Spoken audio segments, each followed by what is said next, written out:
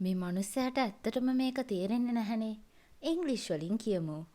ඇත්තටම කියන අර්ථය කොහොමද අපි ඉස්මතු කරන්නේ? ඔයාලා හිතයි රියලි කියන වචනය පාවිච්චි කරලා අපිට මේක කරන්න පුළුවන් කියලා. හැබැයි ඇත්තටම එහෙම නෙමෙයි. මේ සඳහා අපි භාවිතා කරන තවත් යෙදුමක් තියෙනවා. මෙන්න මේ යෙදුම පාවිච්චි කරන හැටි ගැන අද මේ වීඩියෝ එකෙන් අපි කතා කරමු. at all කියන යෙදුම මේ සඳහා අපිට පාවිච්චි කරන්න පුළුවන්. හිතන්න ඔයා යම්කිසි දෙයක් ගැන කතා කරනවා. එතනදී ඇත්තටම කියන අර්ථය ඔයාට ඉස්මතු කරන්න ඕනේ. මෙන්න මේ උදාහරණය බලන්නකෝ. You don't understand this at all. මේකේ තේරුම තමයි ඇත්තටම ඔයාට මේක තේරෙන්නේ නැහැ කියන අර්ථය. දැන් ඔයාලට නිකමට හිතෙයි at all කියන යෙදුම පාවිච්චි කරන්නේ නැතුව ඉතින් අපිට මේ වාක්‍යය කියන්න පුළුවන් නේ කියලා. ඒ කියන්නේ මෙන්න මේ විදිහට. You don't understand this. ඔයාට මේක තේරෙන්නේ නැහනේ. මේ එන්නෙත් ඒ අර්ථයමනේ. ඉතින් මොකටද මේකට at all කියලා පාවිච්චි කරන්නේ? දැන් හිතන්න ඔයා කාත් එක්ක හරිය ගොඩක් රණ්ඩු වෙනවා. එතනදී ඔයාට ආවේගයෙන් කියන්න ඕනේ වෙනවා. ඇත්තටම ඔයාට මේක තේරෙන්නේ නැහනේ. මෙන්න මෙහෙම. අන්න ඒ වගේ අවස්ථාවක you don't understand this කියන එක මදි. එතනදී at all කියන යෙදුම අපිට පාවිච්චි කරන්න සිද්ධ වෙනවා. ඊළඟ උදාහරණය. My baby doesn't eat at all.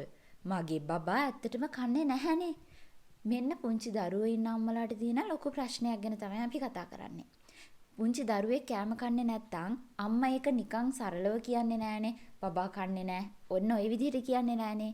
අපි කොහොමද ඒක කියන්නේ? අනේ බබා කන්නේ නෑනේ බලන්නකෝ. මෙන්න මේ වගේ අර්ථයක්නේ අපි ඉස්මතු කරන්න උත්සාහ කරන්නේ. අන්න එතනදී ඇත්තටම බබා කන්නේ නෑනේ කියන අර්ථය අපිට ඉස්මතු කරන්න පුළුවන් at all කියන යෙදුම පාවිච්චි කරලා. My baby doesn't eat at all.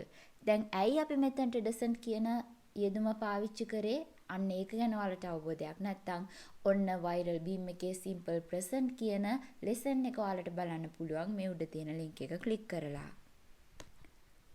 I don't like this cream at all. මම ඇත්තටම මේ cream එකට කැමති නෑ. හිතන්න ඔයා ළඟදී පාවිච්චි කරන cream එකක් ඒක ඔයාට ඇත්තටම ගැලපෙන්නේ නැහැ. ඒත් ගත්ත නිසා පාවිච්චි කරනවා. එහෙනම් ඔයා යාළුවෙක්ට කියනවා අයියෝ මම මේ cream එකට ඇත්තටම කැමති නැහැ. එහෙම නැත්නම් මේ cream එකට නම් මම කැමති නැහැ කියලා කියනවා. ඒක ඔයා ටිකක් ආවේගෙන්නේ කියන්නේ. අන්න එතනදී I don't like this cream කියලා නවත්තන්න එපා. I don't like this cream at all කියලාම කියන්න. She doesn't love me at all. එයා ඇත්තටම මට ආදරය කරන්නේ නැහැ. ඔයා කවුරු ගැන හරි කතා කරනවා. එතනදී කියනවා ඇත්තටම එයා මට ආදරේ නැහැ කියලා. කොහොමද කියන්නේ? She doesn't love me කියලා නවත්තන්න එපා. She doesn't love me at all කියලා පාවිච්චි කරන්න.